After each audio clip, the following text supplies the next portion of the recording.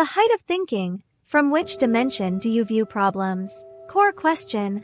Why does judgment depend on perspective structure, not just the amount of information? Sometimes, it's not that you don't know, but that you're looking at things too flatly. The same situation, one person sees right and wrong, another sees causes, someone else sees structure. This isn't about intelligence, it's about dimension. The person on the ground sees the road, the one on the mountain sees the direction. So the difference in judgment is not about how much information, but from which layer you view the world. If you're stuck in emotions, the world always feels small. When you can step up a layer, everything becomes clearer. The height of thinking isn't how much you know, it's how far you can see. Change dimensions, and the same problem will have a new answer. The depth of time. Why do you only see the present? Core question. Why is it so hard for humans to perceive long timescales? We often say, look at the future, but the reality is, most people can only live in the present. It's not laziness, it's a biological limitation. The human brain is designed to react to immediate threats and rewards. Thousands of years ago, we had to decide in seconds, run or hunt. This short-term reaction helped us survive. But today, the world has changed. We no longer face wild beasts, but long-term choices. Should I change jobs? Should I stick to my goals? The problem is, our brains haven't learned to think long-term. It's attracted to immediate feedback, like likes, notifications, short videos.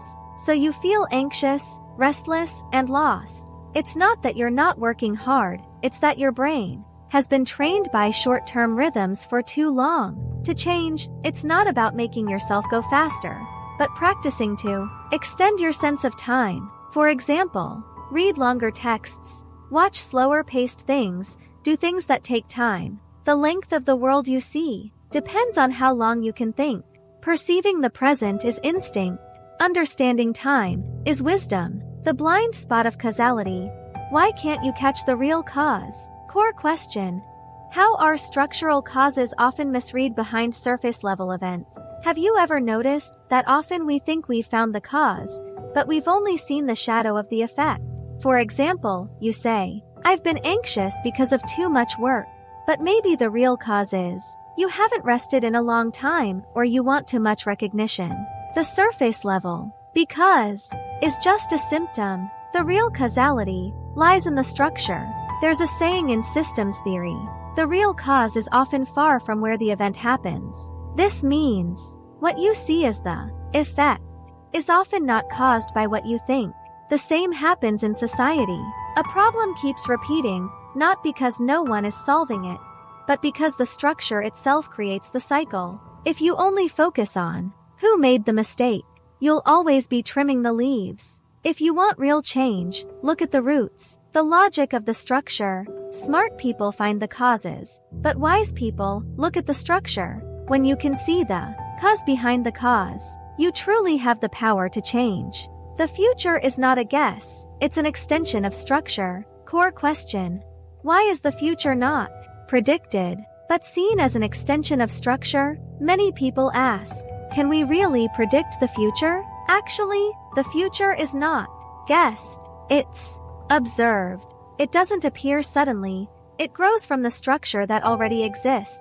Your choices today, your habits, your way of thinking, are silently writing your future. If the structure of a system doesn't change, the outcome won't change. Predicting the future is not about looking at a crystal ball, but observing the direction of the structure. For example, the structure of education shapes the thinking of the next generation, the structure of technology determines how we work, and the structure of values decides the direction of civilization. So, you're not predicting the future, you're watching how the structure will continue itself. The future is not the wind, it's an extension. When you understand structure, the future is no longer a mystery, but a line unfolding in front of you. Knowledge is not accumulation, it's structuring. Core question. Why does learning more sometimes make things more confusing? Many people think learning means remembering more things, but the more you learn, the more confused you get. It's not because you're dumb, but because you lack structure. Knowledge is like clothes. It's not about how many you have, but if you have a place to put them. Without a framework, new knowledge piles up, but with structure, each piece finds its place. The key to learning is not more, but clarity. When you know how things connect, you've truly learned. So stop worrying about forgetting. First, build the framework. Knowledge is not about how much you have, it's about how well you can connect it. With structure, you won't get lost. Reframing questions.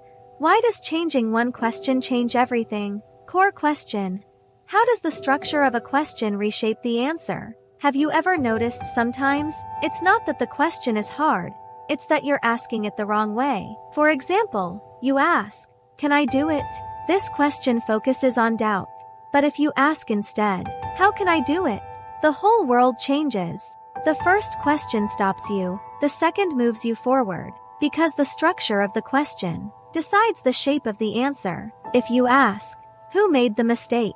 you get blame. If you ask, "What can be improved?" you get solutions. Real mental change isn't about learning more theory. It's about changing the way you ask questions. When the question becomes clear, the answer is often already in front of you. The world won't change because of your anxiety, but it will open when you change the question. The way you ask decides how far you can see. The wisdom of uncertainty. Why? The clearer the future, the more you must relax. Core question. How does the balance between future clarity and uncertainty determine a person's mindset? Many think, the clearer the future, the more at ease you feel, but the reality is often the opposite. When you try to control the future, you start feeling anxious, because the future isn't a script, it's a dynamic road.